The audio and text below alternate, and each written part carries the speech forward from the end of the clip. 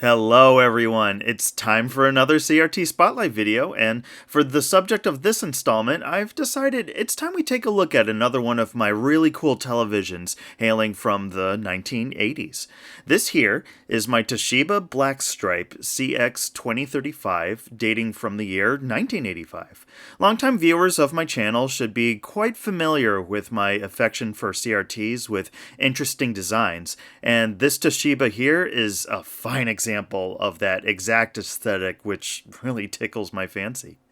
Now, first off, the form factor of this TV is interesting in itself, being that it isn't all that common to find tube televisions in this size that happen to be taller than they are wide. It certainly results in a more unique look versus many of the other televisions that were contemporaries to this one here. To fit all of the controls that would normally be found along the side of the picture tube, Toshiba positioned everything you would need underneath the screen here.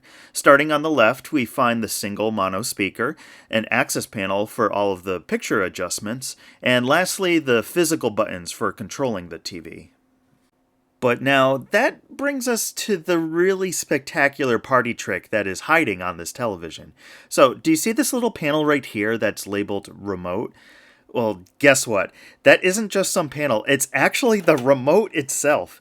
Yeah, that's right, this Toshiba has a built-in storage cubby for the remote control. Ain't this just the coolest thing ever? I mean, yeah, it's gimmicky, but still, what a neat feature this is. Gone are the days of the desperate searches for a lost television remote that might have fallen within the cracks of the living room sofa. Having a safe little pocket to store the remote within the TV itself is just awesome. Honestly, after playing around with this one, I'm surprised this feature wasn't adopted by more manufacturers over the years. It's such a neat little thing to have. Oh, and while we're inside of the case here, I should definitely take this opportunity to say, don't worry, guys. This television is a bona fide product of the Toshiba Corporation. There's no Orion sticker on this tube anywhere. It's funny. I thought I did a good enough job explaining my thoughts when I did my comparison video between the Toshiba AF series of CRTs with Sony's Trinitron, but it seems anytime I bring them up during online discourse, I always manage to draw some ire regarding my praise for the Orion Shiba sets. Okay, sure. I guess that on paper, the Orion tubes can be considered inferior compared to the CRTs that Toshiba actually produced in-house, but given that I am fortunate enough to be able to compare these two technologies right here in person directly in front of my very own eyes, I still can't see it. Of the half dozen AF series sets that I've personally owned and used during my time in this hobby, every one of them has looked excellent to me, and I still maintain that they could serve as a fantastic alternative for anyone struggling to find themselves a good Trinitron. But if you really want a hot take from me, ask me why I think I actually prefer Panasonic's tubes over Sony's, but I digress. Getting back to the actual subject of this video, this Toshiba here is definitely a wonderful 80s CRT to use. Fortunately, along the back, we are treated to a single composite input along with the expected coax and antenna connections. So hooking up this Toshiba to an era-accurate game console is a breeze. During my time amassing this collection of CRTs, I've found that I often like to pair certain game consoles with certain televisions that seem to match the aesthetic of their design. For instance, with my beloved Panasonic Nabi TV, this thing is just begging to have an original NES hooked up to it. Similarly, with this Toshiba Blackstripe I have here, I find that it pairs up the best with a Model 1 Sega Genesis. More specifically, I love playing some of those early Genesis titles from the first few years of the console's lifespan on this television. I don't know if this is just me, but there's something about the bulk of those early Genesis games that all seem to share a subtle but notable aesthetic to them that I really seem to get nostalgic for. Games like Ghouls and Ghosts, Revenge of Shinobi, Alicia Dragoon, Golden Axe, Kid Chameleon, Moonwalker, Altered Beast, and so on.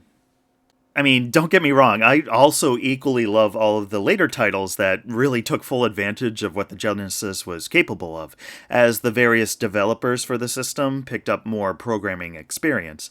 But I don't know, there's just something really comfy and consistent with the presentation of a lot of those early Genesis titles that I also just really enjoy. And this is the television that I find pairs up brilliantly with those games. I love rocking my Model 1 Genesis on this Toshiba. They just fit excellently with one another. See, this is where I think composite video really shines through. Seeing that familiar blending and subtle color separation that you'd expect from composite video on this wood grain box right here just feels so completely authentic. Now, could this thing be RGB modded? Maybe. I mean, after all, it does have an OSD. But, however, should something like this ever be RGB modded? In my opinion, hell no. This is fantastic just the way it is.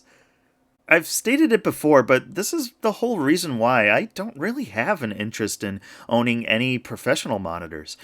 Firstly, I wouldn't want to be yet another fish in the vast sea of YouTubers that have already said all there is to say about PVMs. Rather, I think my purpose here is to just simply share my passion about experiencing these consumer sets with you all. I definitely relate well to those enthusiasts like me who find a lot of joy in the authenticity of using the same crummy video connections we've been using with these things for really the past 4 decades. And that's just another reason why I really love these older televisions dating from this specific era. I find that there's just so much more interesting things to talk about regarding them. It's much easier for me to script a video about a chunky 1980s wood grain set like this than a lot of the more sleeker stuff that followed in the 1990s and 2000s. There was this specific time period during the 1980s where a lot of manufacturers tried incorporating a bunch of crazy concepts and features into their televisions that just didn't really seem to carry over into the relatively conservative design scene in the later decades. Stuff like this Toshiba with its rather unique shape and that crazy remote control feature is the type of stuff that I just can't get enough of. But yeah, thank you for joining me for this quick look at my Toshiba Blackstripe from 1985.